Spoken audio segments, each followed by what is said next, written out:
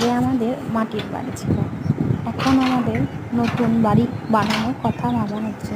তাই আগেকার বাড়িটা ভেঙে দেওয়া হলো, আর নতুন করে বাড়ি তৈরি করার জন্য তোমাদের মনে কোনো যদি ডিজাইন থাকে বা কোনো প্ল্যান থাকে প্লিজ কমেন্টে জানিও।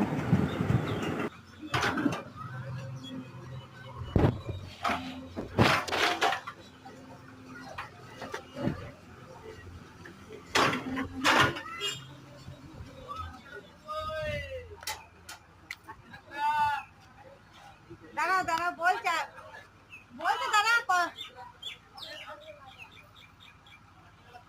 মাটিগুলো কোথায় ফেলবে? মাটিগুলো কোথায় ফেলবে?